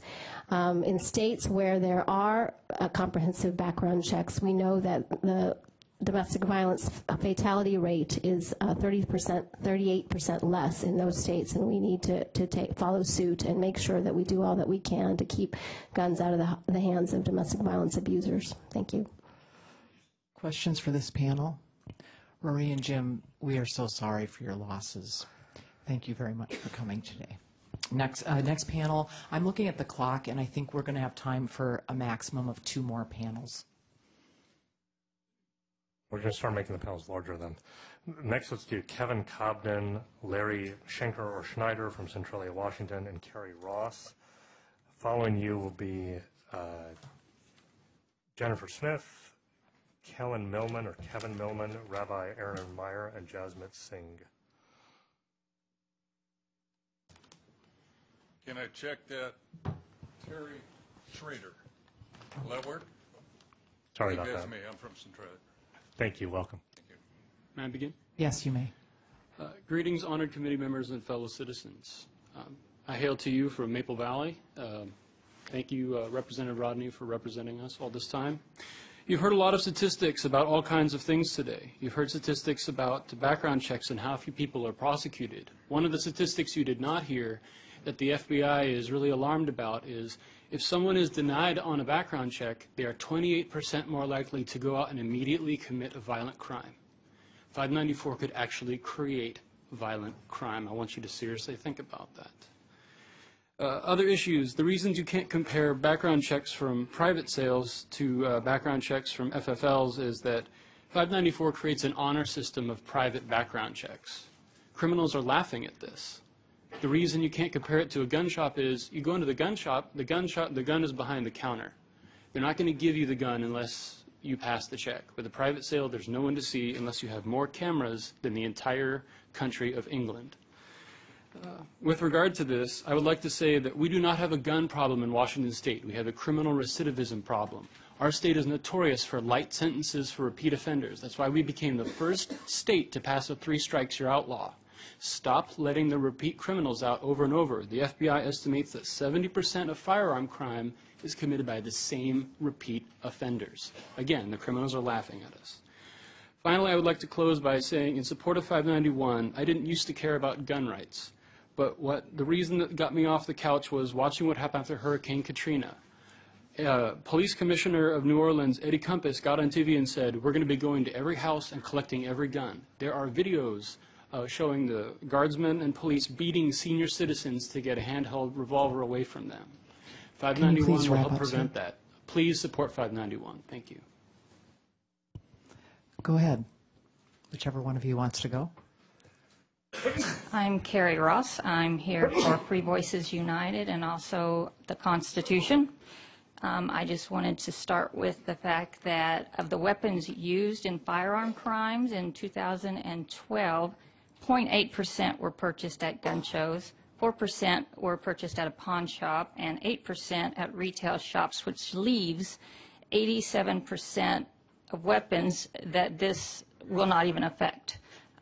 If background checks worked, we would not be here today to have this conversation. In Canada and in Australia, they began by stringent background checks, and then they went after the guns. In New York, they began with the background checks, and now they are today going after the guns. They are redefining what is legal and what is illegal. And they're also going after magazines. This is, I don't believe, about security. The government is not created to protect the people. I have an obligation, a God-given one, a constitutional right to protect my family, how I best see it. A criminal did come into our home. He held my family at gunpoint. Thank God my brother had a weapon and shot him dead, and so that was more than one life saved with a gun. Thank you. Thank you. Go ahead, sir. Yeah, my name is Terry Schrader. I'm from Centralia, Washington. I'm not really very good at speaking in public, and I'd rather not be here, and I've just sat around for 3 hours, stood around. And one of the reasons I don't trust government, and that includes all of you folks, whether you agree with me or not, is that I stood in that line for 3 hours, and some of the people, a lot of people got ahead of me somehow, ended up way ahead of me. Anyway, shut up. So this is a little disorganized, but there are just a few points. One of the things is, I guess we're probably all aware that this government is sending guns and weapons to people in other countries that that disapprove of their governments. I don't think we're running any background checks on those folks. It seems like a little inconsistency. And someone earlier said this is one thing that frightens me, and why I see that if we start into something like this, it will be augmented in the future, added to this is, and somebody actually said earlier, this is just a start, and I'm afraid that's probably the truth. And the act, as somebody also said, in other countries, they have registered guns and then come back and taken the guns. So, not a good thing. Thank you. Thank you. Any questions for this panel? Thank you. Our next panel. Let's hear from Jasmit Singh, Reverend Sanford. I beg your pardon. Let's hear from Kevin Millman, Reverend Aaron Meyer, Jasmit Singh, as well as Jennifer Smith, and I'm told Zoe Moore is in the house. So if y'all can talk fast, y'all can be on together.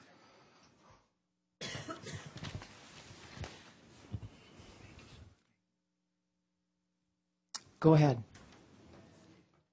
Whichever one of you wants to go first, go ahead. Madam Chair and members of the committee, I am Rabbi Aaron Meyer from Seattle.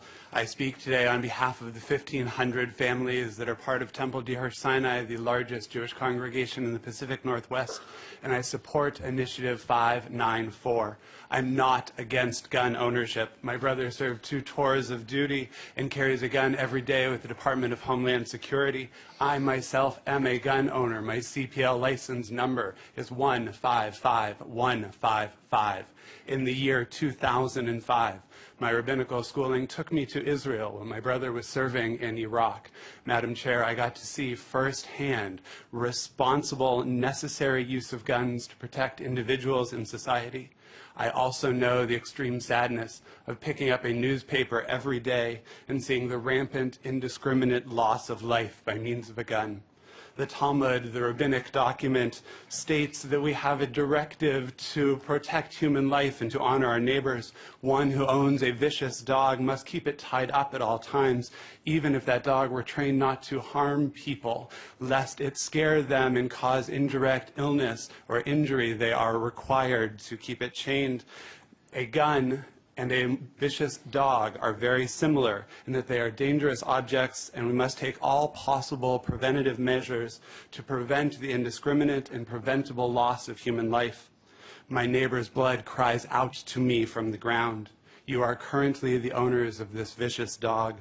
Will you act to protect us all from harm? Thank you. Thank you. Go ahead.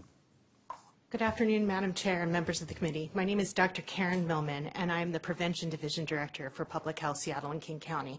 I'm here to testify in support of this initiative. In my health jurisdiction of King County, more people are killed each year by guns than by car crashes. You've already heard several analogies today about traffic safety, but it's a useful comparison because it illustrates the success that one can have with a public health approach. And a public health approach requires multiple simple steps together to reduce illness and injury. Background checks are one of these simple steps. We don't allow automakers to decide whether or not they will build safer cars with seatbelts and airbags, nor do we allow individual drivers to decide whether or not they're going to get a driver's license. But the current structure of the system allows individual potential gun buyers to decide whether or not they will undergo a background check. If we want to prevent gun violence, background checks cannot be optional. I appreciate the work that all of you are doing today in this committee and hope that you will help to address the public health problem of gun violence. Thank you. Go ahead, sir. Good afternoon. My name is Dr. Jasmeet Singh, and I'm speaking on the behalf of the Sikh community of the state of Washington. It's a community that not too many of you may know too much about, but it has been disproportionately affected by gun violence. When I learned in the last session, the state legislature decided to do nothing about universal background checks or any of the other initiatives that were in front of it, we as a community were extremely disappointed. In the world that we live in today, there's a culture of violence that is glorified in films, in the games that our children are exposed to. When someone walks into a school and takes away the life of innocent young children, when a Sikh place of worship, someone walks in and kills worshippers who are praying out there, or when somebody walks into a movie theater and takes lives away, that's when it brings home. We heard testimony from a bunch of different survivors of this violence, and my hope is that, my reiterating that is not going to make any difference in case you have not empathized with what they've spoken today. We really need to ask ourselves, creating and enforcing sensible laws that bar felons, domestic violence perpetrators, or mentally ill from possessing guns, or laws that fight illegal gun trafficking. Do these measures really infringe on individuals' rights to bear arms? Do these prevent law-abiding citizens to use them for self-defense or for sports or for hunting? We can argue about the measures or different provisions that have come up today, but this is something that we have to act on today. The right of an individual to possess a handgun should also come with the responsibility. A significant number of Americans today support these measures because they are sensible, and I thank you for your time, and I hope that you can support this measure. Thank you. Hi, my name is Jennifer Smith, and I'm from Skagit County, and I'm a domestic violence survivor. In April of 2010, I met a man who swept me off my feet, came into my children's lives, and I thought everything was going to be perfect. It started off, as we know, in most domestic violence situations, where it's a little verbal abuse and apologies, flowers. On December 9th, 2012, he was arrested for his third time and put me into the hospital. He had escalated so much by this point that he told me he would kill me before he ever went to jail again. It is situations like this where he is away from me now, but he's just moved on to another victim, another family, and other innocent children. It is men like this that will escalate and eventually kill somebody if we do not do everything in our power to have them run the background checks anywhere they want to purchase a weapon to save lives. And I'm asking for your support on 594. Thank you. Thank you to the panel. Any questions? Thank you very much. Is Zoe Moore in the room? Yes. And then I'm also going to call up by special request of some folks here, Eric Fagan and Daniel McIntosh, who will each get 1 minute to wrap this up. Go ahead, Ms. Moore. Okay. Hi, I'm Zoe Moore. I'm here to speak for the mentally ill, not only for my child, but for yours too. My daughter was Dana Monique Harvey. She was a mental ill person. January 10, 2010, my daughter was able to purchase a gun, being seen up under the mental health for 5 years. She didn't have a criminal background, but she definitely had a mental trail of schizophrenic, hallucinations, all of that. I even had her picked up a couple of times from Seattle Police Department for them to take her to the hospital when she would run out of my door, seeing things. I'm here to stand on the 594. It should help and should start somewhere to help our children and help the loved ones with mental illness, even if they don't have a background. But it's in my spirit to say that if a person comes into the hospital and admit themselves several times or a couple of times and saying that they are hallucinating and they want to kill themselves or take someone with them, we need to pay attention, because they're asking for help and they're coming out and reaching out to have someone to help them. So I've lived mental illness. I've experienced it myself. And I thank God that I'm all right in my mind and that I'm able to speak up on this mental illness for the people. But my child being able to purchase this gun has changed my life tremendously. So I'm here to stand for all who have loved ones that has mental illness in their homes or out of their homes or anytime they see it, for us to reach out for them and try to help them and give them some kind of type of comfort somewhere and not let them be able to hurt anyone or themselves. It's very important. Thank you so much. Thank you, Zoe. I'm very sorry about the loss of your daughter. Let's wrap up with Eric and Daniel. You're just going to get each 1 minute. I'm Eric Fagan. I'm a senior at Gonzaga University, and some of you may have heard a story this past October about 2 students defending themselves against a 6-time felon. He came to our door and he tried to enter our apartment, issuing verbal threats to me, and we were saved. In my opinion, I thought I was going to have to fight this man, and we were saved by a firearm that we would not have had if this law was if 594 was passed. And so with that, I'd like to turn it over to Dan.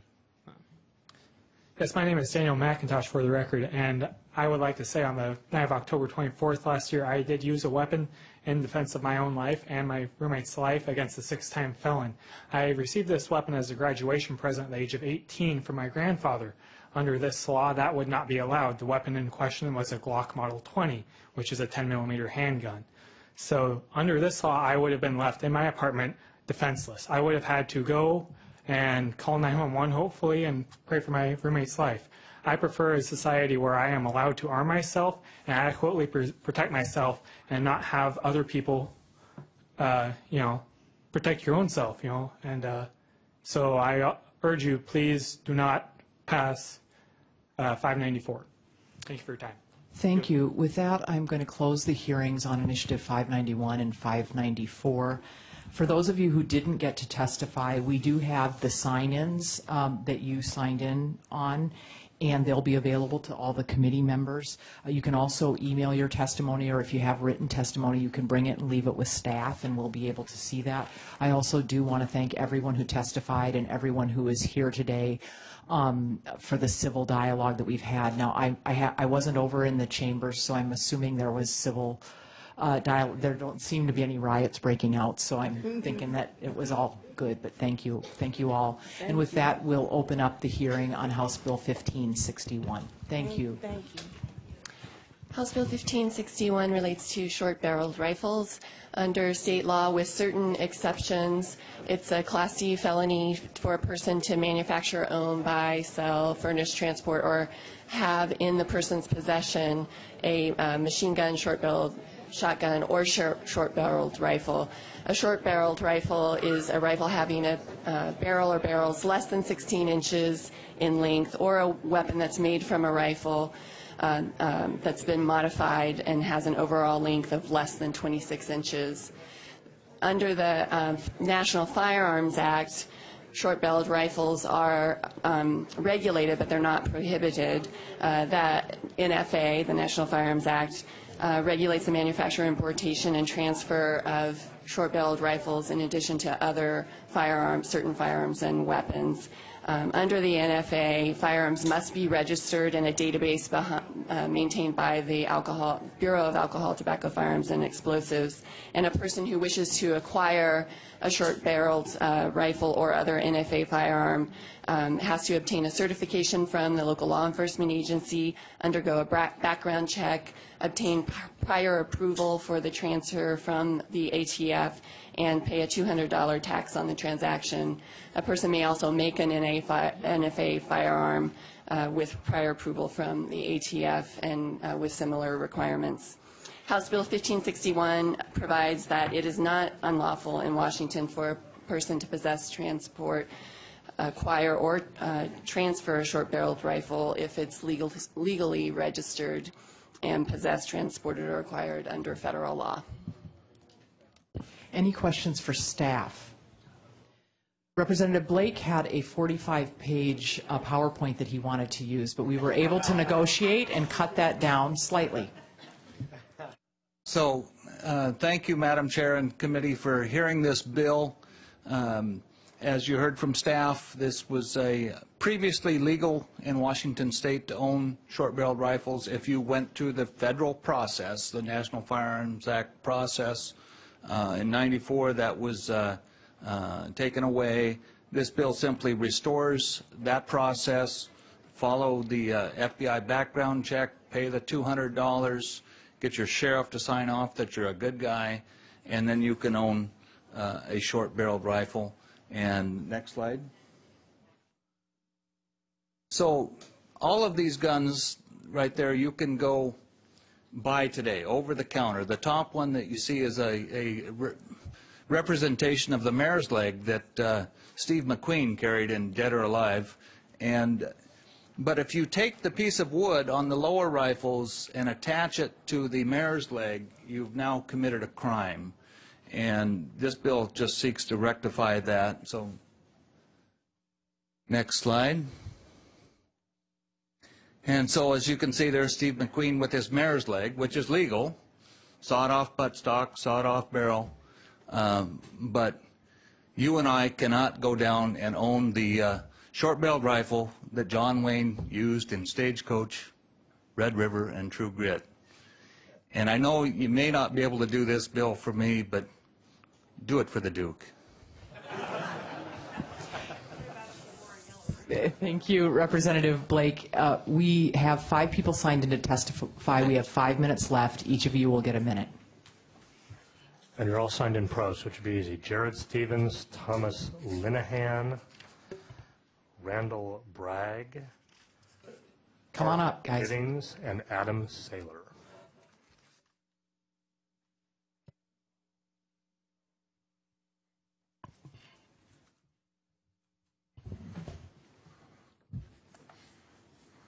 Go ahead.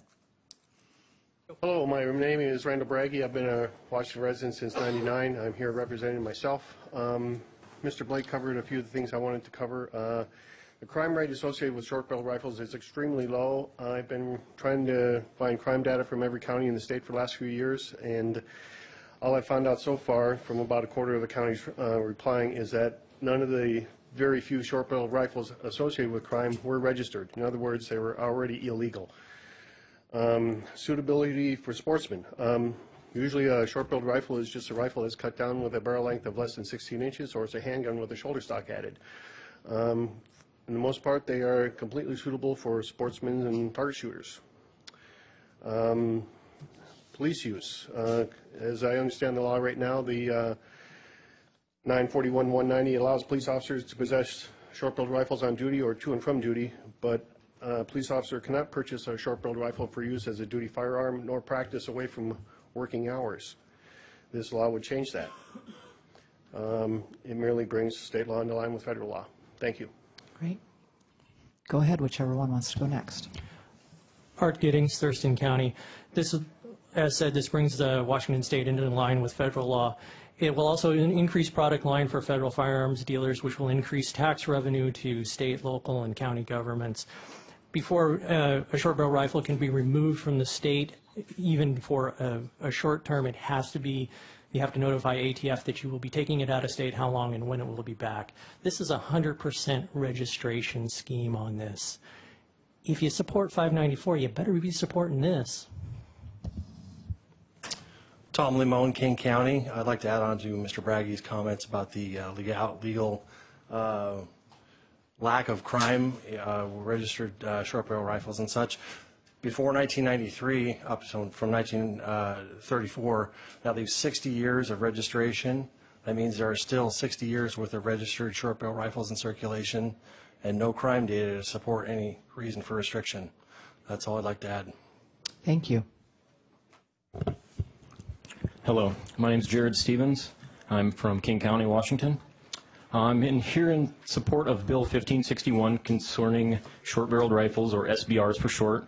Washington is only one of 6 states that restricts short-barrel rifles. All short-barrel rifles are strictly regulated by the ATF. Possession of unregistered SBRs has been illegal since 1934. In order to own a SBR in any state, you must have ATF approval. The ATF requires passing a criminal background check, a photo of the applicant, fingerprints, and a $200 tax in order to own one. SBRs are every bit as useful for sporting purposes as a regular rifle. There's very little crime committed with illegal SBRs, and legal registered SBR crime almost never occurs. Passing Bill 1561 into law will bring Washington state law in line with federal law. Passage of this bill would be economically beneficial to the state and to manufacturers in the state, increasing revenues, possibly creating jobs. Please pass Bill 1561 into law. Thank you. Thank you, Mr. Stevens. With that, I'm going to close the hearing on House Bill 1561, and our meeting is adjourned.